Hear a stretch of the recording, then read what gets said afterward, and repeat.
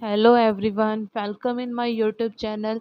आज के इस वीडियो लेक्चर में we are discussing about thermodynamics of Schottky defect and thermodynamics of Frenkel defect. ठीक है, तो सबसे पहले हम शॉटकी डिफेक्ट के बारे में देख लेते हैं। तो शॉटकी डिफेक्ट हमने इससे पहले जो हमने वीडियोस बनाई थी, जो फर्स्ट वीडियो है इसकी, उसके अंदर मैंने ओवरऑल सब कुछ बताया है शॉटकी डिफेक्ट के बारे में। तो अगर आपने पहले वो वाली वीडियो नहीं देखी है तो आप उसको जाके देखिए, देन आप इसके ऊपर जंप करें। ठीक है, तो यहाँ पर हम बात करते हैं शॉटकी डिफेक्ट के अंदर। हम एग्जांपल लेके चलते हैं NaCl का। NaCl के अंदर हम शॉटकी में हमने क्या देखा था कि वहाँ पर क्या था, इक्वल नंबर ऑफ कैटायनिक और एनायनिक वैकेंसीज जो है वो अपनी पोजीशन को छोड़ के जा रही थी। तो सिमिलर तरीके से यहाँ से एक Na पॉजिटिव और एक Cl नेगेटिव अपनी लेटिस साइट को यहाँ से छोड़ के बाहर हो गया। तो ये हमने इसका जो है डायग्राम बनाया है with on the behalf of NaCl के लेके। ठीक है, अब हम देख लेते हैं इसका डेरिवेशन देख लेते हैं, वो इम्पोर्टेंट है। ये जो डेरिवेशन है ये हमारे एग्ज़ाम्स के अंदर आ सकता है। जैसे कि ये 16 मार्क्स का क्वेश्चन भी यहाँ से अराइज हो सकता है अगर वो दोनों पूछ ले कि थर्मोडायनेमिक्स बताओ शॉर्ट की और फ्रैंकल के, या फिर वो 8 मार्क्स के अंदर भी ये पूछ सकता है। ठीक है, मैक्सिमम पॉसिबिलिटीज़ जो है वो देखी गई है, दैट इज़ 8 मार्क्स के अंदर पूछा जाए, लेकिन 16 मार्क्स के अंदर भी ये क्वेश्चन पूछा जा सकता है। इस यूनिट का जो सबसे इम्पोर्टेंट टॉपिक है ना, वो यही है, थर्मोडायनेमिक्स ऑफ फ्रैंकल डिफेक्ट है। एक इसके अंदर आगे superconductivity on the behalf of Meissner effect आएगा, तो वो मैं आपको इसके एंडिंग में बता दूंगी जो जो इसके मोस्ट इम्पोर्टेंट टॉपिक्स होंगे। ठीक है, तो ये क्वेश्चन जो है बेसिकली 8 मार्क्स के अंदर ज़्यादा पाया जाता है, बट ये 16 के अंदर भी आ सकता है। और ये जो है it is very important question, बहुत ही इम्पोर्टेंट क्वेश्चन है। इसको बिल्कुल एग्ज़ाम के पॉइंट ऑफ व्यू से हमें बिल्कुल नहीं छोड़ के जाना। ठीक है, देखते हैं हम यहाँ पर क्या होता है इसका डेरिवेशन।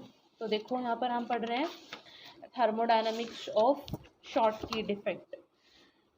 तो देखो यहाँ पर हमारे पास कोई भी क्रिस्टल है, उस क्रिस्टल के अंदर शॉटकी डिफेक्ट नहीं हुआ है। Before Schottky defect, Schottky defect होने से पहले क्या था, हमारे पास Na पॉजिटिव थे, कैटायन थे, एनायन थे।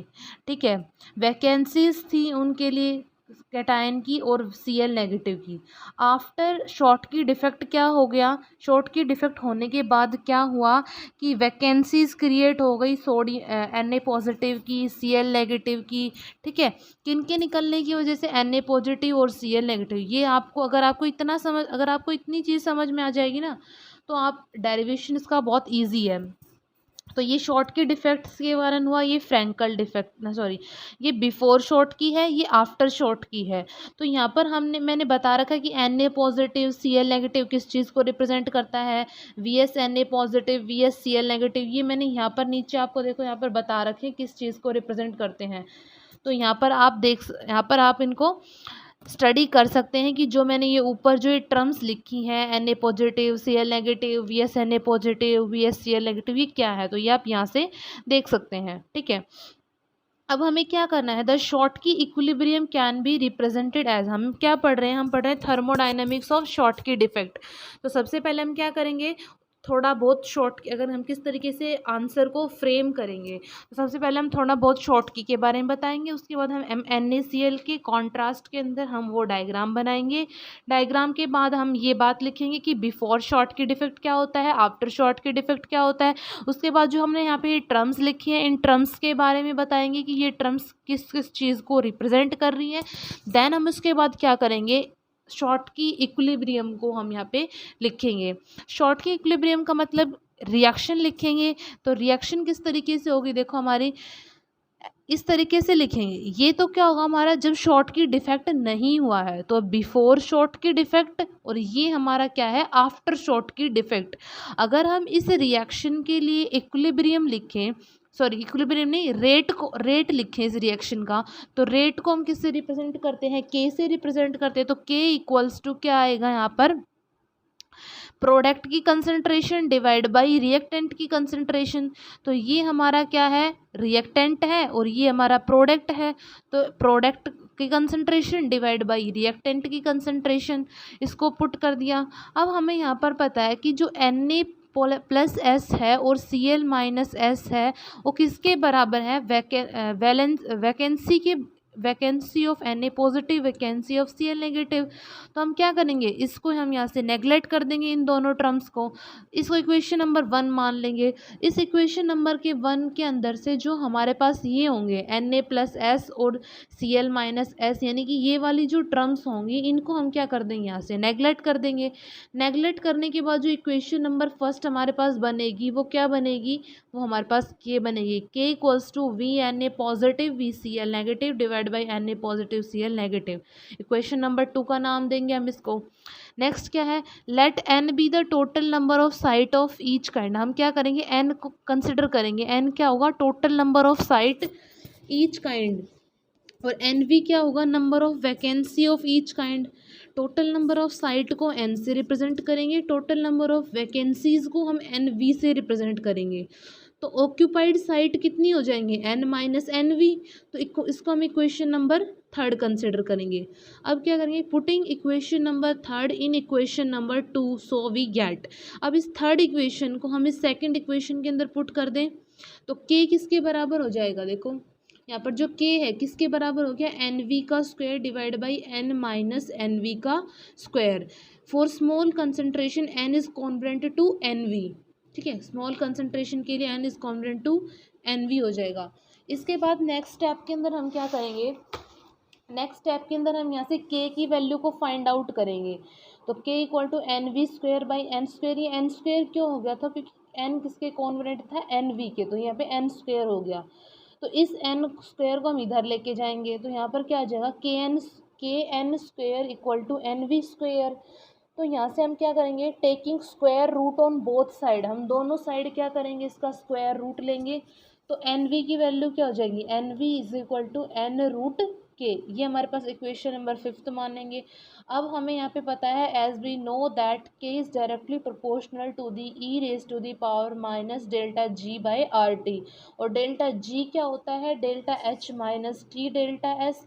तो इस वाले इक्वेशन को हम ऊपर वाले इक्वेशन में पुट करेंगे तो हमारे पास ये वाली इक्वेशन जनरेट होगी। यहाँ पर हमारे पास क्या है कि e delta S by R क्या है, कांस्टेंट है। तो जैसे e की पावर में ये पूरी टर्म है, तो इसको हमने e की पावर में अलग अलग करके लिख लिया। ये वाली चीज़ हमारे पास कांस्टेंट है तो इसको हम कांस्टेंट पुट कर देंगे। अब जो ये इक्वेशन आई है, now putting equation number this in equation number 5 so we get. तो हमें ये वाला रिजल्ट जो है ना, हमारा ये रिक्वायर्ड रिजल्ट ये हमें मिल जाएगा। देखो बेटा, ये ना डेरिवेशंस है, और डेरिवेशंस को जितना आप प्रैक्टिस करोगे तभी आपके समझ आएगा। अब मैंने तो आपको बता दिया ये ऐसे करना है, ये ऐसे करना है, लेकिन ये डेरिवेशन को एक सीक्वेंस में लेके चलना, भी ये स्टेप के बाद ये स्टेप, वो तभी होगा जब आप इसकी प्रैक्टिस करोगे। ठीक है, तो ये हमारे पास क्या आ जाएगा, ये इसका रिक्वायर्ड रिजल्ट हो जाएगा।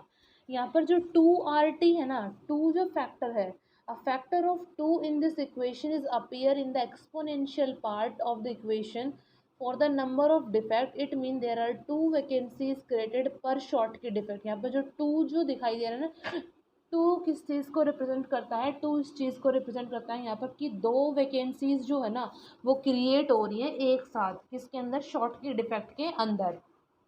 ठीक है, तो ये हमारे पास क्या था, thermodynamics of Schottky defect. Next हमारे पास है थर्मोडायनेमिक्स ऑफ फ्रैंकल डिफेक्ट। तो इसके अंदर भी हम सबसे पहले थोड़ा बहुत फ्रैंकल डिफेक्ट के बारे में बताएंगे कि इसके अंदर कैटायन एनायन के साइज में डिफरेंस होता है। कैटायन का साइज छोटा होता है, दैट वाई वो इंटरस्टिशियल साइट को ऑक्यूपाई करता है। दो जो कैटायन होते हैं वो एक साथ अपनी लैटिस साइट को छोड़ के इंटरस्टिशियल साइट को ऑक्यूपाई करते हैं। फिर हम फॉर एग्जाम्पल हम इस यहाँ पे हमने AgBr का एग्जाम्पल सेट कर रखा है, तो हम फॉर एग्जाम्पल AgBr को लेके चलते हैं। फिर हम उसके बाद में डायग्राम शो करेंगे। डायग्राम में हम दिखा देंगे कि दो जो हमारे कैटायन है वो अपनी लैटिस साइट को छोड़ के कहाँ चले गए, इंटरस्टिशियल साइट को ऑक्यूपाई कर रहे। तो सिमिलर तरीके से हम इसका भी थर्मोडायनेमिक स्टडी करेंगे। देखो, the Frenkel equilibrium in AgBr is can be represented as, किस तरीके से हम इसको रिप्रेजेंट करते हैं। तो Ag positive plus vacancy of AG, तो AG plus interstitial plus V of AG positive.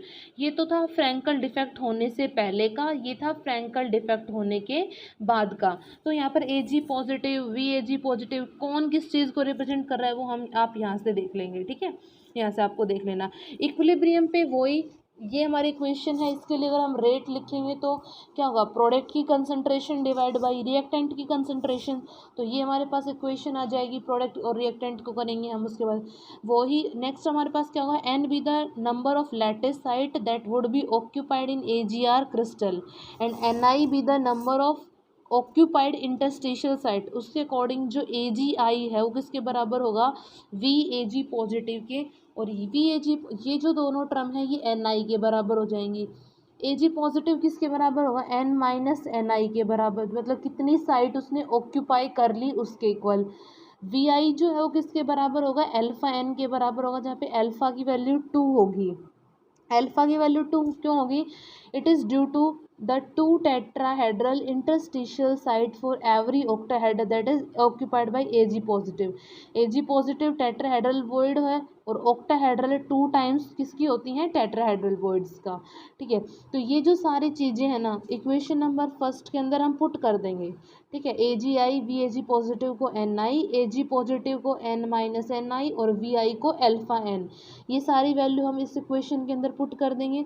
Put करने के बाद जो हमारे पास नई इक्वेशन आएगी वो ये बनेगी, K इक्वल टू Ni का स्क्वायर N माइनस Ni और यहाँ पे अल्फा N। स्मॉल कंसंट्रेशन के लिए n किसके कॉन्वेरेंट होगा, Ni के, तो n Ni के कॉन्वेरेंट होगा, तो यहाँ पर एक n हो गया n अल्फा n, तो यहाँ पर क्या हो जाएगा n square alpha n square हो गया। यहाँ पर देखो k इक्वल्स टू Ni का square by alpha n square. Alpha n square किस तरीके से हुआ, यहाँ पर क्या है n इज कॉन्वेरेंट टू Ni, तो इस केस में यहाँ पर क्या बनेगा, k is equals to Ni का स्क्वायर डिवाइड बाई यहाँ पर क्या बचेगा, ओनली n बचेगा, और यहाँ पर क्या हो जाएगा अल्फा n हो जाएगा। तो यहाँ पर कलेक्टिवली अगर मैं इसको लिखूँ तो Ni का स्क्वायर डिवाइड बाई एक n ये रहा, एक n ये रहा, अल्फा एज इट इज़ रख दिया और दो क्या हो जाएगा n स्क्वायर। तो यहाँ पर क्या आ जाएगा, ये Ni का square divide by alpha n का स्क्वायर।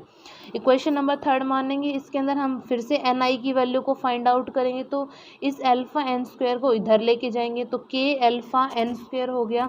यहाँ पर Ni का स्क्वायर, स्क्वायर को हटाएंगे तो कंप्लीट के ऊपर क्या लग जाएगा, रूट लग जाएगा।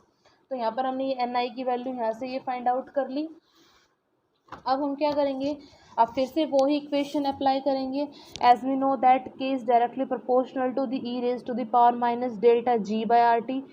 डेल्टा जी की वैल्यू को रखेंगे, उस वैल्यू को हम इस इक्वेशन में फिर से पुट करेंगे, और पुट करने के बाद जो हमारे पास ये वैल्यू आई है इसमें दोबारा से हम delta e raise to the power delta S by R को कांस्टेंट लेके चलेंगे, एंड देन हम लास्ट में हम इसको जब रिक्वायर्ड जो हमने Ni की वैल्यू निकाली थी उसको जब हम पुट करेंगे, Ni की वैल्यू जो आई थी, तो हमारा जो रिक्वायर्ड रिजल्ट होगा यहाँ पर ये होगा।